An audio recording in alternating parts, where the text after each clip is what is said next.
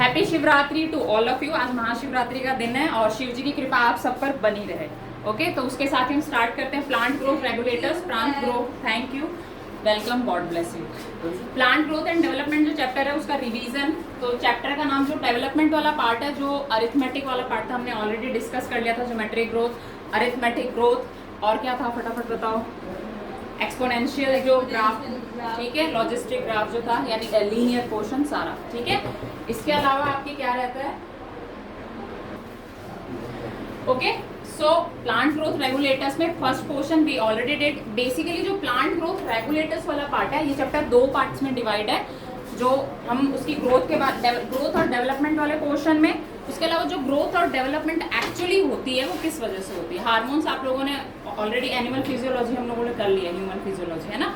तो यहाँ हम पढ़ेंगे प्लांट्स के बारे में। और 10th में अगर तुम्हें याद है बहुत अच्छे से, फाइटो हार्मोन्स जो यूजुअली बोर्ड में आता रहता है, ठीक है, उसको हम बोलते हैं प्लांट ग्रोथ रेगुलेटर्स। क्योंकि हमने ग्रोथ पढ़ा, तो प्लांट की ग्रोथ को कंट्रोल कौन करता है, इनहिबिट। कंट्रोल का मतलब है जैसे कोई भी चीज, जैसे हमारे ह्यूमन बींग्स में क्या होता है कि बहुत लंबी हाइट होती जा रही है, तो उसको कौन सा डिसऑर्डर हो जाएगा, है ना, जाइगेंटिज्म, ठीक है। हाँ, मतलब उसमें क्या हो जाएगा, ग्रोथ हार्मोन ज्यादा सिक्रीट हो जाता है। क्यों?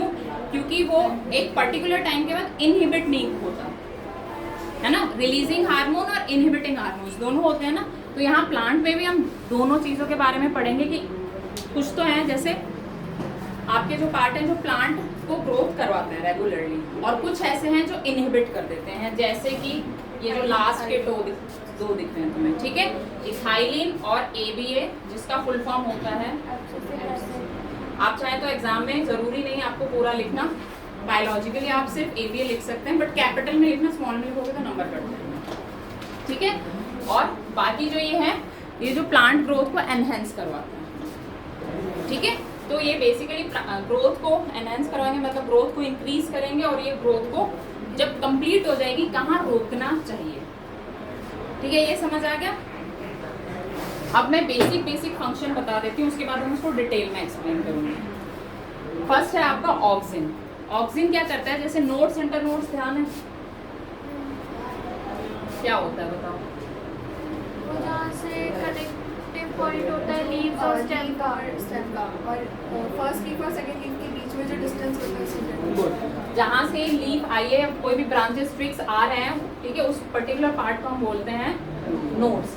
और इंटर मतलब इन बिटवीन, इंटरवल होती है ना तुम्हारी, ठीक है, वैसे, तो इसको हम कहते हैं इंटरवल्स। तो इसकी जो ग्रोथ होती है वो भी किसकी वजह से होती है, ऑक्सिन की वजह से, ठीक है। तो इससे साफ पता चलता है, मतलब जो आपके ब्रॉडनेस होगी प्लांट के अंदर, इस तरह से जो प्लांट स्प्रेड होगा। कल हम कैनोपी डिस्कस कर रहे थे, तो ये आपका जैसे ये है, ठीक है। तो उस शेप की ग्रोथ में, इस वाले ग्रोथ में, साइज की ग्रोथ में ऑक्सिन हेल्प करता है। अगर मैं बहुत सिंपल शब्दों में बोलूँ तो स्टेम की जो ग्रोथ होती है, हॉरिजॉन्टली ग्रोथ होती है, नोड्स इंटर नोड्स जो डेवलप होते हैं, घनापन समझते हो, कितना पेड़ है डेंस होगा, ठीक है, उसकी डेंसिटी का जो जितना ऑक्सीजन उसमें अच्छी तरह से अच्छे लेवल में सिक्रीट हो रहा है, उतनी उसकी डेंसिटी अच्छी होगी। इसका हम एग्जांपल ले लेते हैं मैंगो से भी।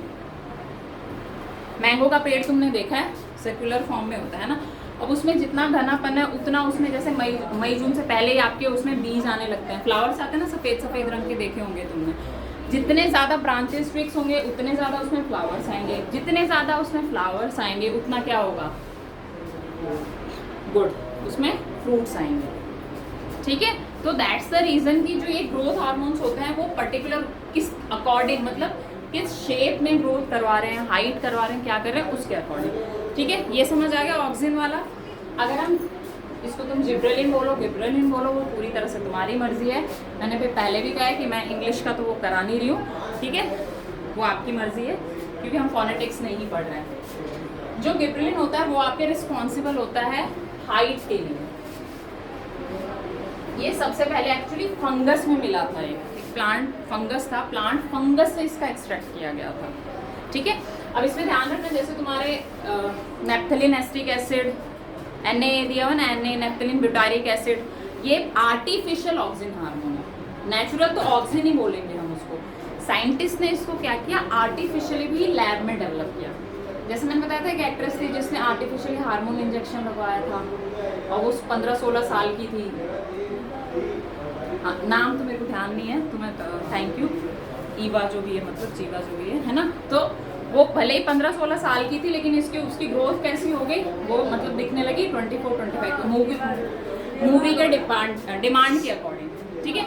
तो यहाँ भी वही सीन है कि अगर किसी, यहाँ तो हालांकि ग्रीड का सीन है, जैसे नीड और ग्रीड 12th में पढ़ेंगे बायो के अंदर। नीड क्या है कि अपने टाइम पे आम पके, ठीक है, फिर मार्केट में जाए।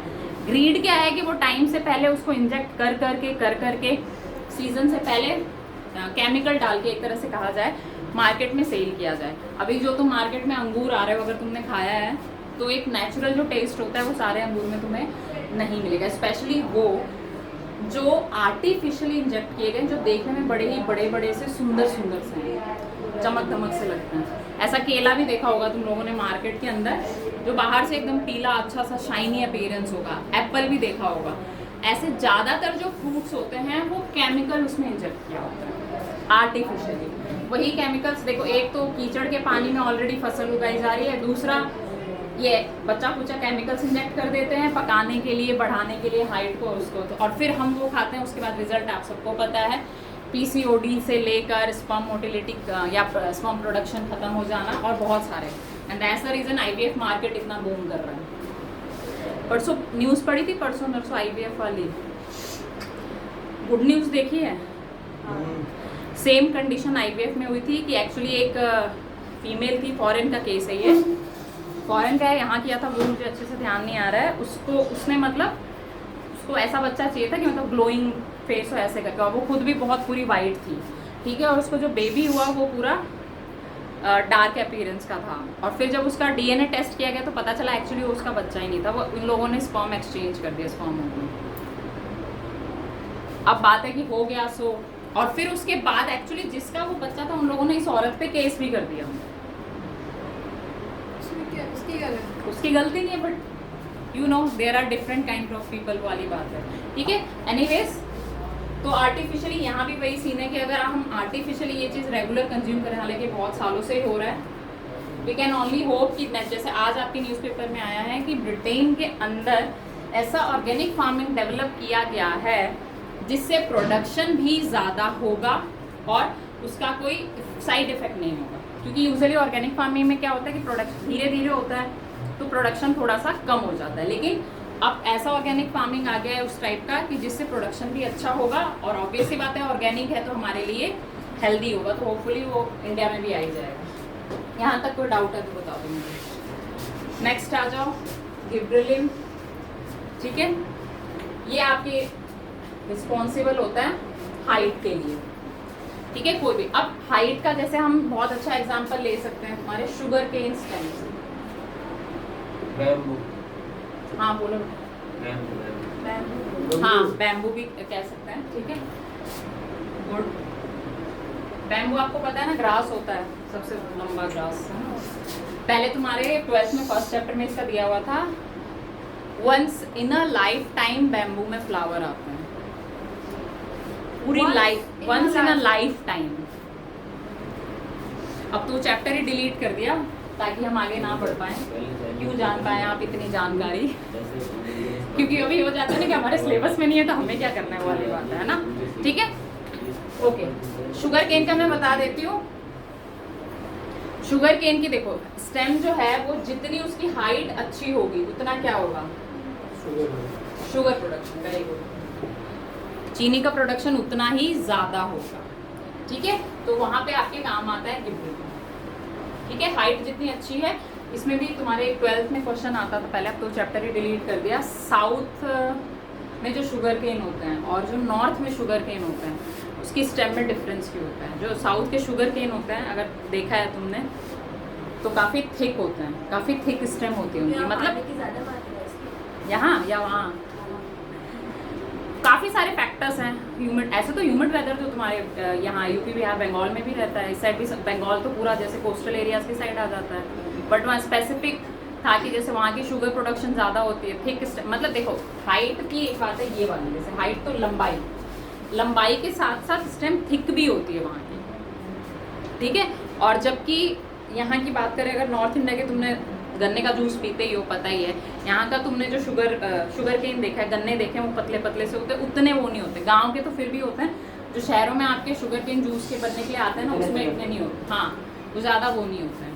ठीक है, ये एक्चुअली जेनेटिक भी है। जैसे पुराने टाइम से कोई चीज़, एनवायरमेंट तो फैक्टर तो होता ही है, क्लाइमेटिक फैक्टर तो होगा ही, उसके अलावा जेनेटिकली जैसे साउथ में जो स्टार्टिंग से शुगर केन प्रोडक्शन हो रहा है, उसमें शुगर केन का जो क्वालिटी था वो ज़्यादा डेवलप था as compare to the North India.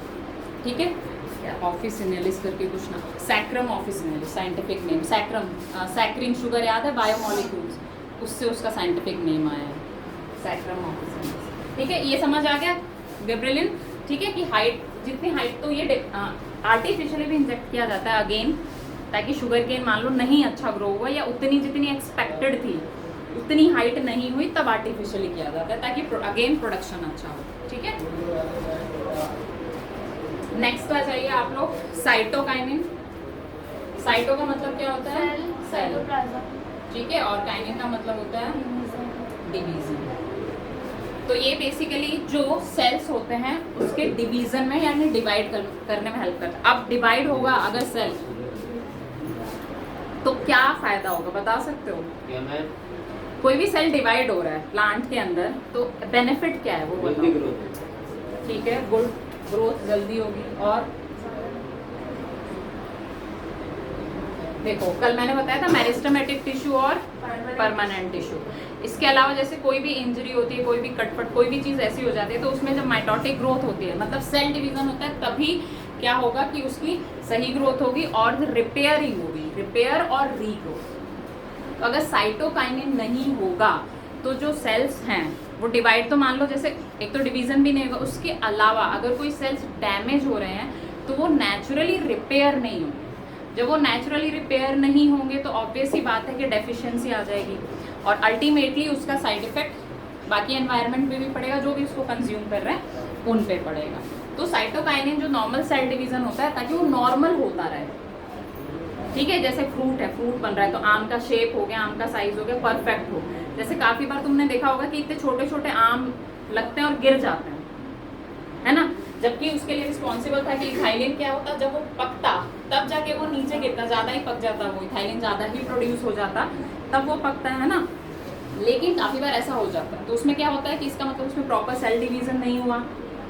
ठीक है, तो क्योंकि रिपेयर नहीं हुई, रीग्रोथ नहीं हुई, या कह सकते हो कि उसको क्या बोलते हैं, हाँ रिपेयर ही कह सकते हो, रिपेयरिंग नहीं हुई, तो जो चीज़ डैमेज थी उसमें, जो चीज़ की कमी थी, डेफिशिएंसी थी, वो कमी ही रह गई, और उस कमी की वजह से वो आम या जो भी था वो क्या हो गया, नीचे गिर गया। ठीक है, ये आ गया सब समझ? यहाँ तक कोई डाउट है तो पूछ लो उल्टा। मैं भी इसको हंसा ही बोलने वाली थी, तुम लोग बार बार बोलते तो फिर I am sorry. Okay, next है आपका इथाइलिन। इथाइलिन का क्या फंक्शन होता है? फ्रूट को पकाना और उसकी शेप को मेंटेन। गुड,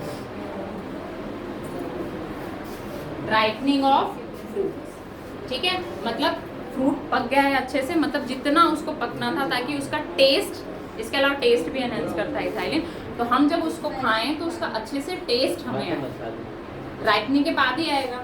ठीक है, तो उसके लिए इथाइलिन रिस्पॉन्सिबल होता है। ठीक है, एक हाँ जिब्रेलिन में, आई एम सॉरी, रोजेट मैंने पिछली बार भी बताया था, याद है क्या था रोजेट?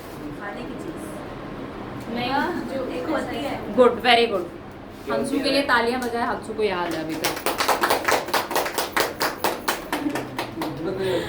रोजेट होता है, मैंने बताया था ना कि जैसे सिक्किम में क्या होता है कि तुम जब जाओगे घूमने के लिए तो तुम देखोगे गुच्छे में गुलाब होंगे, मतलब एक गुच्छे में आपके 20-30 ऐसे। ठीक है, तो अगर गुच्छा फॉर्मेशन होगा तो वही अगेन प्रोडक्शन इंक्रीज हो जाएगी। तो गिबरेलिन हाइट के साथ साथ रोजेट फॉर्मेशन भी करता है प्लांट के अंदर। ठीक है, लीव्स हो गया, जो भी चीज़ जैसे अब जैसे लीव्स भी अच्छे होंगे तो फोटोसिंथेसिस अच्छा होगा, ग्लूकोज फॉर्मेशन होगा, ऑक्सीजन ज़्यादा रिलीज होगा, एनवायरनमेंट नीट एंड क्लीन होगा। तो अल्टीमेटली फ्रूट के तो देखो, प्लांट के तो हर पार्ट क्या होता है, बेनिफिशियल होता है। जैसे राजस्थान के अंदर आपका खेजड़ी का पेड़ होता है, तो उसको बहुत पवित्र माना जाता है क्योंकि उसका हर एक पार्ट यूजफुल है, पता होगा तुम लोगों को। ठीक है, हर एक पार्ट, मतलब उसके कहते हैं कि वो जो बार्क ऑफ ट्री होता है उससे लेकर उसका पत्ता, उसके ब्रांचेस, हर एक पार्ट से कुछ ना, हाँ सारे बेनिफिशियल होते हैं। और राजस्थान में एक्चुअली जैसे मैं पढ़ रही थी आयुर्वेदा के अंदर, यहाँ के जो पौधे हैं ना, वेदर, क्लाइमेट और प्लांट्स, आयुर्वेदिक में सबसे ज़्यादा मेडिसिनल प्रॉपर्टी यहाँ के प्लांट्स में है। इसके अलावा यहाँ का जो एनवायरनमेंट है वो हेल्दी है। जैसे जो पेशेंट्स वगैरह होते हैं ना, जिनको कोई एलर्जी होती है ऐसे, तो उनके लिए काफ़ी हेल्दी है। जैसे मुझे टॉन्सिलाइटिस था यहाँ आने से पहले, यहाँ आने के बाद टचवुड सही हो गया। टॉन्सिल होता है ना पार्ट गले के अंदर। टाउनसर्स बोल लो। हाँ नहीं मैं तो टॉन्सिल क्योंकि क्या है, टाउनसर्स बोलते समझ में आ जाता है, सही नाम बोलो ना समझ। अब समझ आ गया टाउन्सिल। अरे नेक, थ्रोट के अंदर एक पार्ट होता है तो जिसमें इन्फ्लेमेशन आने के, जैसे तुम देखो जिनको टॉन्सिलाइटिस, ऐसे टॉन्सिल्स बोलते हैं सबको, हमारे यहाँ थ्रोट में पार्ट होता है, तो उससे क्या होता है कि उसमें इन्फ्लेमेशन होता है। जैसे वो कोई एलर्जी होती है एक्चुअली, तो कि मान लो मैंने आइसक्रीम खाई, चावल, जिसकी कह सकते हैं कि नेचर ठंडा होता है ना, चावल हो गया ऐसे करके, तो वो कंटिन्यू खाने से एलर्जी डेवलप हो जाती है, यहाँ पे इन्फ्लेमेशन आ जाता है। तो जिससे क्या होता है कि जैसे ही ठंडी का मौसम होगा या नमी होगी, वो यहाँ पे पेन स्टार्ट हो जाता है गले के अंदर, फिर बोलने में भी दिक्कत, ऐसे इशू आने लगता है। तो जैसे यहाँ का वेदर ऐसे लोगों के लिए काफ़ी अच्छा है, क्योंकि वेटनेस नहीं है। वेटनेस जैसे होगी ना एनवायरनमेंट में, तो उससे ये चीज़ और ज़्यादा क्या होती है, पेनफुल होता है। दुबई दुबई मैं अभी नहीं जा सकती हूँ, आई एम सॉरी, मुझे इंडिया कुछ ज़्यादा ही प्यारा है। मेरी बहन जाके आ गई है दुबई में। आपके पता है ना, मर्सिडीज और जो भी बड़ी बड़ी गाड़ियाँ वो आपके लिए रोक दी जाती हैं जब आपको रोड क्रॉस करना होगा। एक काफ़ी दूर पहले ही, कि जैसे सोमा जा रही है, हंसू जा रही है, तो पहले ही रोक देंगे उनसे, कितनी भी मतलब लग्जरियस कार हो, पर आपके सिर्फ आपके रोड क्रॉस करने के लिए वो रोकी जाएगी। और ये बहुत अच्छी बात है, मतलब लाइफ की कीमत है बेसिकली, ठीक है। हाँ, ये आपके राइपनिंग ऑफ फ्रूट, इसके अलावा टेस्ट एनहेंस, ऑब्वियसली बात है, कोई भी फ्रूट जब पकेगा तो उसका जो टेस्ट है वो चेंज हो जाता है एकदम। हाँ, शेप डेवलपमेंट। एक तुम कच्चा फ्रूट खाते हो और एक तुम पका हुआ खाते हो। जैसे हम कच्चा आम खाते हैं तो काफ़ी खट्टा सा लगता है, सबको नहीं खाया जाता है ना, लेकिन वही पका हुआ आम है तो एवरीबडी कैन हैव इट, ठीक है। तो उसमें भी रिस्पॉन्सिबल होता है। लास्ट है तुम्हारा ABA, अब्सिसिक एसिड, ठीक है। तो ये आपके दो इनहिबिटर थे। एब्सिसिक एसिड ग्रोथ को क्या करता है, रोक देता है। हाँ, कब रोकता है ये जरूरी है। जब मतलब कि जब वो अच्छे से बड़ा हो जाता है पेड़, मतलब जितने भी प्लांट्स वो अच्छे से बड़े हो जाते हैं तब ये रिलीज होता है। और हाँ, जितना उनका ग्रोथ होना चाहिए, जैसे यूकलिप्टस है, सफेदे का पेड़ है, उसकी स्टेम कहाँ तक जानी चाहिए, उसके बाद वो ये रिलीज होगा और उसकी ग्रोथ को वहाँ पे रोक देगा। क्योंकि अगर पेड़ एक ज़रूरत से ज़्यादा लंबा होगा तो फाइनली, समझ गया ना, ऑब्वियसली बात है वो गिर जाएगा। उसी तरह आम है, कितना पकना चाहिए, ज़्यादा पक जाता है तो क्या होता है, आम वगैरह नीचे गिरते हैं। पेड़ पे रहते हैं तब मतलब ऐसा कुछ नहीं रहता, लेकिन हाँ ज़्यादा अंदर से एकदम ही बहुत ज़्यादा जब राइपनिंग हो जाती है तो ऑटोमेटिकली नेचुरली वो नीचे आ जाता है। तो एब्सिसिक एसिड का काम है ग्रोथ को कंट्रोल मैनर में करवाना, ताकि क्या है कि जितने भी प्रोडक्शंस हो रहे हैं, प्लांट का जो ग्रोथ है, डेवलपमेंट है, वो प्रॉपर हो, जितना होना चाहिए उतना ही हो। क्योंकि देखो कोई भी चीज़ जब एक्सीड होती है तो ऑब्वियसली बात है वो एक टाइम के बाद नेगेटिव उसमें जाने लगती है, तो वो नेगेटिव इम्पैक्ट फिर प्लांट्स में भी आएगा।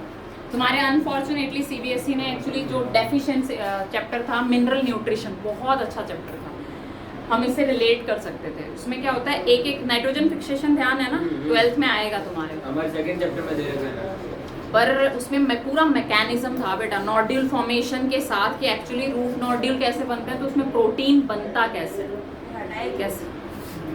अभी तो बोला मैंने। इसके अलावा उसमें था कि नाइट्रोजन की डेफिशिएंसी से क्या होता है, कौन से एलिमेंट किस प्लांट के लिए क्या उसमें प्रोवाइड करते हैं।